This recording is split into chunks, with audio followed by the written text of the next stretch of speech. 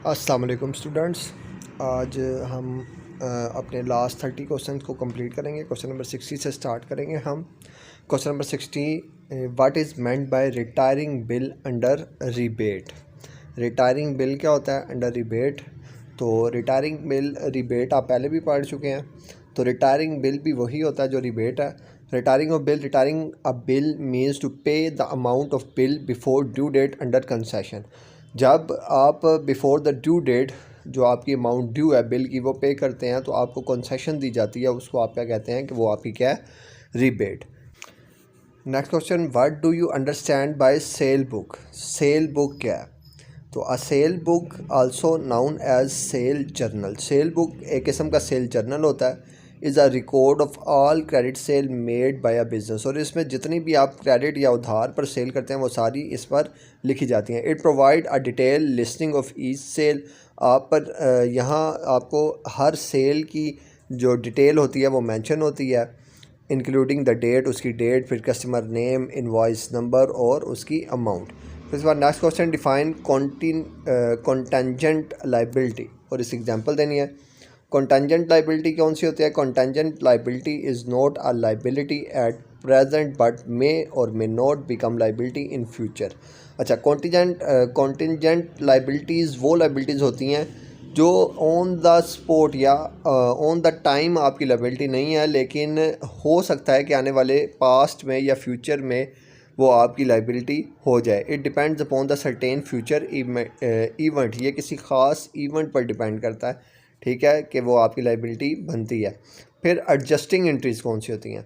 Adjusting entries are made at the end of an accounting period to update and correct information shown in the account। adjusting entries वो entries होती हैं जो आपके account को update और correct करने के लिए आप यूज़ करते हैं at the end of the account।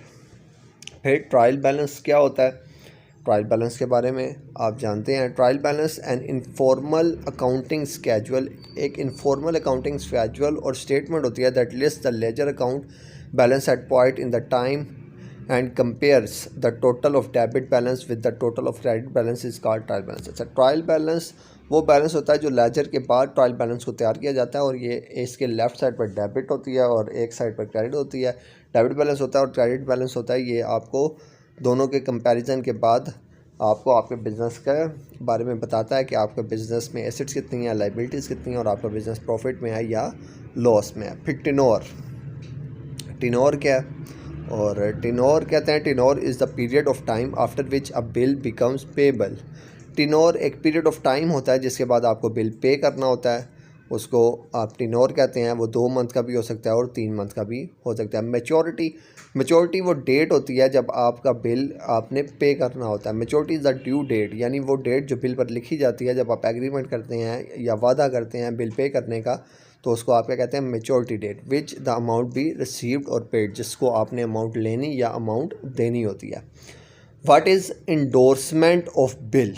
Endorsement of bill क्या है और इसकी जर्नल एंट्री क्या है? तो इंडोर्समेंट ऑफ बिल का मतलब ये होता है कि आपने किसी से बिल लेना था, यानी बिल रिसीवेबल जो था वो अब आप किसी और को क्या कर देंगे, आगे ट्रांसफ़र कर देंगे, और वो भी आपका कोई क्रेडिटर ही होगा, उसको आप ट्रांसफ़र करेंगे। The procedure by which a bill of exchange is transfer from one person to another person, यानी आप एक पर्सन का बिल किसी दूसरे पर्सन को क्या करेंगे, ट्रांसफ़र करेंगे। For the settlement of debts is called, अपने डेट्स को क्लियर करने के लिए उसको आप इंडोर्समेंट्स ऑफ बिल कहते हैं। और इसकी एंट्री क्या होती है? इसकी एंट्री क्रेडिटर अकाउंट को आप डेबिट करेंगे और बिल रिसीवेबल अकाउंट को आप क्या करेंगे, क्रेडिट करेंगे।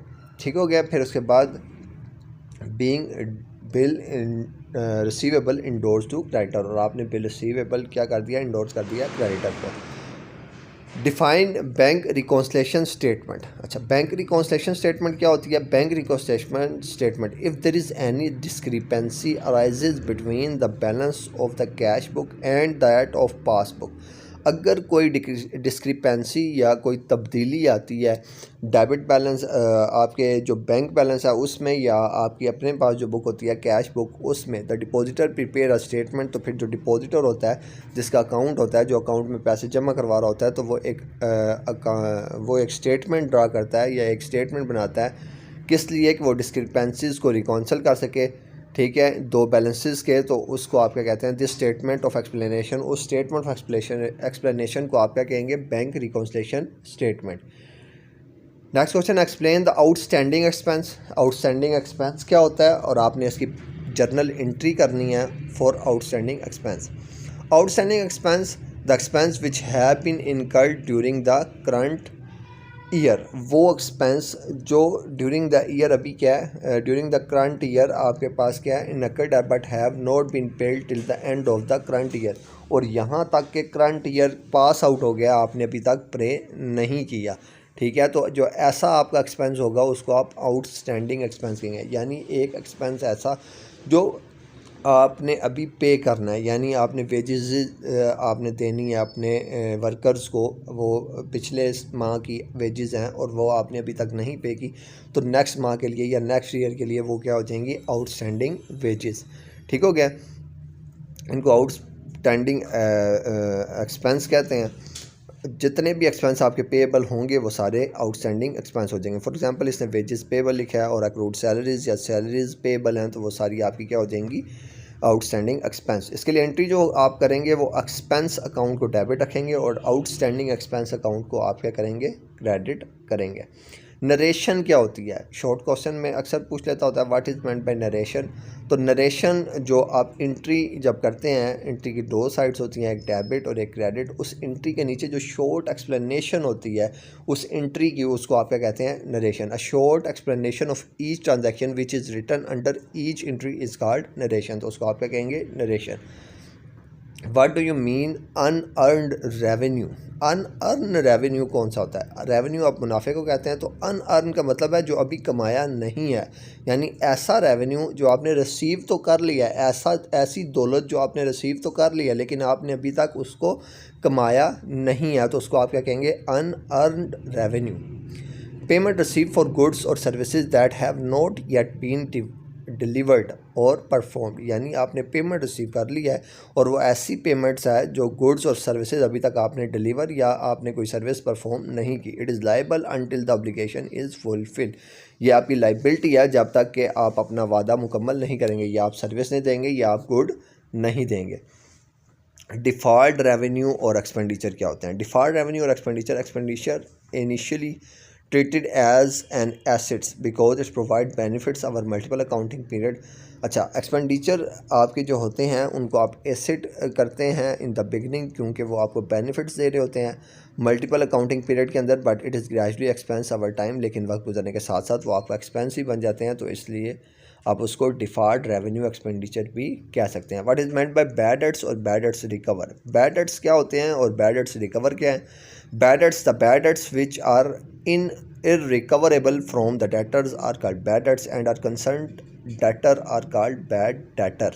अच्छा, ऐसे अकाउंट या ऐसे डेटर वो लोग जिनसे आपने अमाउंट लेनी होती है, वो अगर आपको पता चल जाए कि वो अमाउंट आपको नहीं मिल सकती, तो उस अमाउंट को आप बैड डेट अकाउंट से क्या करते हैं, रिमूव कर देते हैं, बैड डेट अकाउंट में उनको ऐड कर देते हैं। तो ऐसे अकाउंट्स जो अब आपको रिसीव नहीं होने वाले, इररिकवरेबल हैं, उन सबको आप क्या कहेंगे, बैड डेट्स। ठीक हो गया, और उन डेटर्स को आप क्या कहते हैं कि वो क्या हो गए हैं, bad debtors.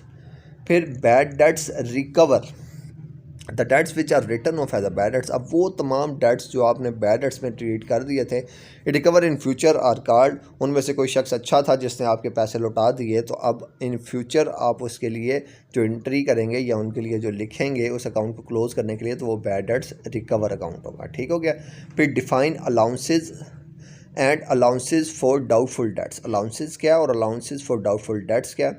Allowances are reduction in the value of an asset. Allowances कहते हैं रिडक्शन जो होती है आपके एसेट की वैल्यू में, उसको अलाउंसेज कहते हैं। और डाउटफुल डेट्स की अलाउंसेज क्या है। Allowances for doubtful debt are estimation of uncollectable account receivable. Allowances of doubtful debts वो होते हैं जो ऐसी अकाउंट एस्टिमेशन ऑफ अकाउंट्स होंगी जो आप रिसीव नहीं कर सकते या अनकोलेक्टेबल हैं। ठीक है, तो उनको आप क्या कहेंगे, ये आपकी अलाउंसेज ऑफ डाउटफुल डेट्स हैं। नोटिंग चार्जेस क्या होते हैं। कहता है the smallest fee which the notary public receive from the holder of the bill in case of dishonour bill is known as noting charges. यानी अगर आपका बिल डिसऑनर हो गया तो फिर एक शॉर्ट सी अमाउंट आप रिसीव करते हैं, ठीक है, डिसऑनर ऑफ द बिल, ठीक है, आपका बैंक भी रिसीव कर लेता है, ठीक है, तो उसको आप क्या कहते हैं कि वो आपकी नोटिंग चार्जेस है। और ये हमेशा जो आपका ड्राई है या पे ही है वो आपको क्या करता है, पे करता है, ठीक है, ये पे का एक्सपेंस है, ठीक है। Define the term equity. Equity क्या होती है? Equity refer to the ownership value in an asset or business after all debts and liability have been subtracted। अच्छा, इक्विटी कहते हैं कि आप अपने बिजनेस के अंदर से एसेट्स टोटल करें और फिर लाइबिलिटीज़ टोटल करें, एसेट्स में से लाइबिलिटीज़ निकाल दें, तो जो आपका बिज़नेस बच जाएगा या आपके बिज़नेस की जो मालियत बच जाएगी, आप उसको क्या कहेंगे कि ये आपकी क्या है, इक्विटी या owner equity. For example in a company it represent the share holders. एक कंपनी है जो रिप्रेजेंट करती है अपने शेयर होल्डर को। ओनरशिप इंटरेस्ट कैलकुलेटेड एज, तो ओनरशिप इंटरेस्ट कैलकुलेट इस तरह से किया जाएगा कि इक्विटी इक्वल होती है एसेट्स माइनस लाइबिलिटी। यानी आप अपने बिजनेस की कंडीशन में से एसेट्स, जो उसके तमाम एसेट्स हैं उनमें से लाइबिलिटीज़ निकाल दें, तो जो बच जाएगा वो एसेट इक्विटी कहलाएगा, तो उस पर इंटरेस्ट लगता है। What are the rules for debit and credit for assets, liabilities, expense, revenue? What are the normal balance for assets, liabilities, capital, revenue and expenses? Rules क्या हैं जी डेबिट और क्रेडिट के, एसेट्स के और लाइबिलिटीज़ के, एक्सपेंस के और रेवेन्यू के, और normal balance of asset, liabilities और कैपिटल, रेवेन्यू एंड एक्सपेंस आपने बताना है जी। Rules for debit and credit simple से हैं, आप एंट्रीज़ जानते हैं, एंट्रीज़ में आपने बारहा इसको फॉलो किया हुआ है। तो एसेट आपका जब भी बढ़ता है आप उसको डेबिट करते हैं, और जब भी डिक्रीज़ होगा उसको आप क्या करते हैं कि वो क्रेडिट करेंगे। इसी तरह लाइबिलिटीज़ आपकी जब भी बढ़ेंगी उनको आप क्रेडिट करते हैं, और डिक्रीज़ होंगी तो उनको डेबिट किया जाता है। फिर एक्सपेंस आपका जब भी इंक्रीज़ होगा, एसेट और एक्सपेंस साथ साथ चलते हैं, तो एसेट और एक्सपेंस अगर बढ़े तो वो डेबिट ही होता है, और एसेट और एक्सपेंस अगर कम हो तो वो क्रेडिट होता है। इस तरह लाइबिलिटीज़ और रेवेन्यू, आपकी इनकम या रेवेन्यू आप दोनों एक ही लफ्ज़ हैं, तो आपकी क्या कहते हैं, लाइबिलिटीज़ और रेवेन्यू अगर इंक्रीज़ हों तो क्रेडिट होते हैं, और अगर डिक्रीज़ हों तो डेबिट होते हैं। Normal balances, asset and expense typically have debit balance. ज़्यादातर एसेट और एक्सपेंस जो होते हैं वो डेबिट बैलेंस होते हैं, while liabilities, capital and revenue typically have credit balance. जो आपकी लाइबिलिटीज़ और कैपिटल्स हैं ये ज़्यादातर आपके क्या होते हैं, क्रेडिट बैलेंस ट्रीट किए जाते हैं। What is suspense account? Suspense account क्या होता है? Suspense account. A suspense account is an account in which those transactions are entered which cannot be placed to their proper account. Suspense account वो account होता है जो proper treat नहीं किया जा सकता या प्रॉपर इंटर नहीं हो सकता। जैसे आप एक डेबिट साइड तो है किसी एंट्री की, किसी ट्रांजैक्शन की, लेकिन क्रेडिट साइड मौजूद नहीं है, तो फिर आप उसको प्रॉपर सीक्वेंस में या प्रॉपर वे में लिखने के लिए एक नए अकाउंट, एक नई चीज़ को ऐड करते हैं, जिसको आप क्या कहते हैं कि ये आपका क्या है, सस्पेंस अकाउंट है। फिर पासबुक और कैश बुक में क्या फ़र्क है? तो passbook and cash book, passbook is a record of transaction maintain by the bank. Passbook वो बुक होती है जो बैंक मेंटेन करता है या बैंकर मेंटेन करता है आपके लिए या आपके अकाउंट के लिए। और while a cash book is record maintain by the company, और जो कैश बुक होती है वो पर्सन या कंपनी खुद अपने लिए क्या करती है, तैयार करती है, ठीक है, जिसको आप क्या कहते हैं कि वो क्या है, cash book. Purpose of trial balance, trial balance का पर्पज़ क्या है? टू वेरीफाई द इक्वालिटी और debit and credit in the journal ledger, detect error and summarize account balances for financial reporting. अच्छा, ट्रायल बैलेंस का जो मकसद होता है वो ये है कि आप चेक कर सकें क्रेडिट और लेजर, डेबिट और क्रेडिट को आप इक्वालिटी चेक कर सकें, फिर लेजर की पोस्टिंग के एरर चेक कर सकें, और समराइज़ कर सकें अपने अकाउंट को, और बैलेंस और फाइनेंशियल रिपोर्टिंग यानी आपका अकाउंट का जो फाइनल आपके जो आपका बिज़नेस है उसकी फ़ाइनल रिपोर्ट आप तैयार करके दे सकेंगे। आपके बिज़नेस में आपको प्रॉफिट हो रहा है या लॉस हो रहा है तो उसको आप मेंशन करेंगे। How many properties are involve in the bill of exchange, give their names. कितनी पार्टीज़, अच्छा प्रॉपर्टीज़ नहीं है ये पार्टीज़ है। How many parties are involve in bill of exchange, तो बिल ऑफ एक्सचेंज में कितनी पार्टीज़ क्या होती हैं, इन्वॉल्व होती हैं, इनके नेम देने हैं। तो parties in a bill of exchange, there 3 parties are involve in drawer, involve 3 parties involve होती हैं। पहला ड्रायर है, हु इशूड द बिल, जो बिल को इशू करता है। फिर drawee, who is ordered to pay, जिसको पे किया जाता है वो ड्राई होता है। एंड द पे, और जो बिल रिसीव करने हु रिसीव्स पेमेंट, जो पेमेंट रिसीव करता है उसको आप क्या कहते हैं कि ये क्या है, पे। Return inward, cell return and return outward, purchase return. तो सेल रिटर्न और परचेज रिटर्न है, ये सिंपल सी डेफिनेशन है। ज़्यादातर ये रिटर्न इनवर्ड और रिटर्न आउटवर्ड से ही पूछता है। तो रिटर्न आउटवर्ड परचेज रिटर्न को कहते हैं goods once purchase may subsequently be send back to the seller for certain reason. आपने कोई चीज़ ख़रीदी है, गुड्स ख़रीदी हैं, तो किसी ख़ास वजह से आप वो रिटर्न कर रहे हैं, वो वापस कर रहे हैं, तो शायद वो डिफेक्टिव हो सकती हैं या नॉट अकॉर्डिंग टू स्पेसिफिकेशन, आपकी स्पेसिफिकेशन के मुताबिक नहीं थी या डैमेज थी और बिलो स्टैंडर्ड या आपके स्टैंडर्ड से कम थी। Side return of goods to the buyer is known as return outward.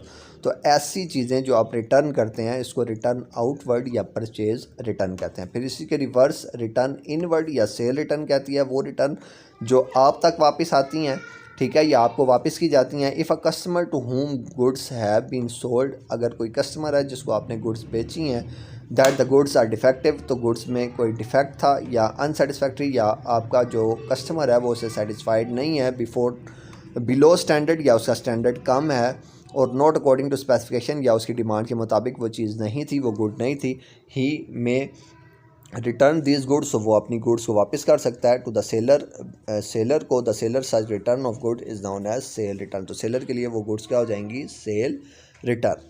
फिर difference between direct and indirect expense. Direct expense क्या होता है और इनडायरेक्ट एक्सपेंस क्या होता है। Direct expense connected with the purchase of goods are known as debit direct expense. अच्छा, वो तमाम एक्सपेंस जो कनेक्ट होते हैं किससे, परचेजेस से, तो उसको आप डायरेक्ट एक्सपेंस कहते हैं। जैसे freight, wages, carriage, inward etcetera, वो तमाम एक्सपेंस जो आप गुड्स ख़रीदने, यानी गुड्स को आप सिंपली अगर समझें तो वो तमाम अखराजात जो आप सामान को मैन्युफैक्चरर से लेकर गोदाम तक लेकर आते हैं, तो वो जितने अखराजात होते हैं वो आपके डायरेक्ट एक्सपेंस होते हैं। और फिर उसके बाद आते हैं इनडायरेक्ट एक्सपेंस। तो all those expense other than direct expense, वो तमाम एक्सपेंस जो अदर दैन डायरेक्ट एक्सपेंस होते हैं उनको इनडायरेक्ट एक्सपेंस कहते हैं। इसने सिंपल ही इसको रिवर्स कर दिया, तो आप ऐसे भी कह सकते हैं कि वो तमाम एक्सपेंस जो आपके वेयर हाउस या आपके गोदाम से सेल होने तक लगाए गए हैं, तो वो सारे आपके इनडायरेक्ट एक्सपेंस होते हैं, जिसमें आपका गोदाम रेंट भी आ सकता है, सैलरीज भी आ सकती हैं वर्कर्स की, लीगल चार्जेस भी आ सकते हैं। ठीक हो गया। फिर उसके बाद which type of mistakes can be considered as trial balance. कौन सी मिस्टेक्स ट्रायल बैलेंस के अंदर आ सकती हैं। तो मिस्टेक्स अफेक्टिंग ट्रायल बैलेंस, वो मिस्टेक जो अफेक्ट करती हैं ट्रायल बैलेंस को, वो कौन सी हैं। Mistakes such as error of omission, आप भूल गए हैं रिकॉर्डिंग करना, या एरर ऑफ कमीशन, आप कमीशन लिखना भूल गए हैं, या कंपनसेटिंग एरर हो सकता है, या can affect the trial balance. तो ये एरर हैं वो जो ट्रायल बैलेंस को अफेक्ट करते हैं। Simple entry and compound entry. Simple entry और कंपाउंड एंट्री कौन सी होती है। Simple entry an entry in which one account is debited and other account is credit is called simple entry. ऐसी entry जिसमें वन साइड डेबिट होती है और अदर क्रेडिट होती है, तो उसको सिंपल एंट्री कहते हैं आप। Compound entry and entry in which more than one account is debit और more than one account is credit is called compound entry. और ऐसी एंट्री जिसमें एक से ज़्यादा अकाउंट डेबिट या एक से ज़्यादा अकाउंट क्रेडिट हो रहे हों, तो ऐसा अकाउंट उस एंट्री को आप क्या कहेंगे, वो आपकी कंपाउंड एंट्री है। Balance sheet, define balance sheet. तो बैलेंस शीट क्या है। Balance sheet it is a statement of assets, liabilities and honour equity. ये स्टेटमेंट होती है एसेट्स की, लाइबिलिटीज़ की, ऑनर और इक्विटी की, which show the financial position of the business, जो आपको बिजनेस की पोजीशन बताती है ऑन अ पार्टिकुलर डेट, एक ख़ास डेट पर। It is also called position statement, इसको पोजीशन स्टेटमेंट भी कहा जाता है, और स्टेटमेंट ऑफ फाइनेंशियल कंडीशन या स्टेटमेंट ऑफ फाइनेंशियल कंडीशन भी कहा जाता है। तो ये तीनों तरह से आपसे पूछ सकता है कि बैलेंस शीट क्या है, पोजीशन ऑफ स्टेटमेंट क्या है, या फिर स्टेटमेंट ऑफ फाइनेंशियल कंडीशन क्या है। What is meant by bad debts recover. Again उसने यही क्वेश्चन दोबारा पूछा है, इससे पहले भी हम इसको डिस्कस कर चुके हैं कि बैड डेट्स रिकवर क्या होता है। तो वो डेट्स जो पहले आपने राइट ऑफ करके बैड डेट्स में इंटर कर दिए हुए थे, अगर उनमें से कोई अच्छा शख्स आपको मिल गया जो आपके पैसे लौटाना चाहता है, तो उसको अब आप क्या कहेंगे, किस तरह ट्रीट करेंगे, बैड डेट्स रिकवर को। फिर नेक्स्ट क्वेश्चन है जी 86, प्रॉपर राइटर क्या होता है। तो proprietor a person who invest capital, वो शख्स जो अपना कैपिटल सरमाया लगा रहा है, गिव्स द टाइम, अपना टाइम दे रहा है, अटेंशन इन द बिजनेस, और अपनी अटेंशन दे रहा है बिजनेस की, उसको आप प्रोपराइटर कहते हैं। He is entitled to receive the profit और bear loss arising out of business, तो फिर जो बिजनेस अब उसको प्रॉफिट राइज करके देता है या लॉस राइज करके देता है वो उसका हक है। फिर डिफाइंड ट्रांजैक्शन, ट्रांजैक्शन क्या होती है? A business event which can be measured in term of money, एक बिजनेस का इवेंट चाहे वो सेल हो चाहे परचेज हो, यानी लेन देन का सिस्टम, चाहे वो कैश में हो चाहे वो क्रेडिट में हो, ठीक है। And which must be record in the book, और उसको लाजमी रिकॉर्ड किया जाए अपनी बुक में, उसको आप क्या कहते हैं? Transaction.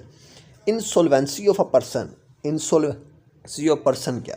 Insolvency of a person is said to be is insolvent, एक शख्स इंसॉल्वेंट हो गया if his asset are not sufficient, अगर उसका एसेट इतना नहीं है कि वो उसके वाजिबात अदा कर सके, या सादा लफ्ज़ों में आप ये भी कह सकते हैं कि एक शख्स उसके पास इतना पैसा नहीं है कि वो अपना कर्ज अदा कर सके, ठीक है, अपने वाजिबात अदा कर सके, तो उसको आप क्या कहेंगे कि इंसॉल्वेंसी ऑफ अ पर्सन।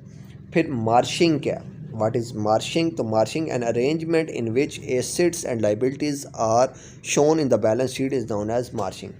ऐसी अरेंजमेंट जिसमें एसेट्स और लाइबिलिटीज़ आपकी बैलेंस शीट में शो होती हैं उसको आप क्या कहते हैं? मार्शिंग।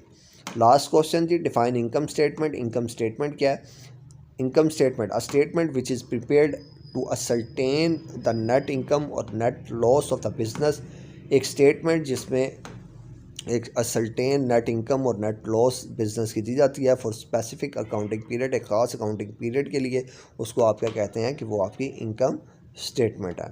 तो आज हमारे 90 क्वेश्चन कंप्लीट हो गए हैं, तो जो भी बच्चा इन क्वेश्चन को अच्छे से तैयार करेगा तो इंशाल्लाह उसके जो फाइनल पेपर के क्वेश्चन है वो सारे कंप्लीट हो जाएंगे। तो और कोई भी अगर आपको इन क्वेश्चन में कोई भी मसला है या कोई क्वेश्चन आप पूछना चाहते हैं तो आप कमेंट सेक्शन में पूछ सकते हैं। मिलते हैं नेक्स्ट वीडियो में, तब तक के लिए अल्लाह हाफिज़।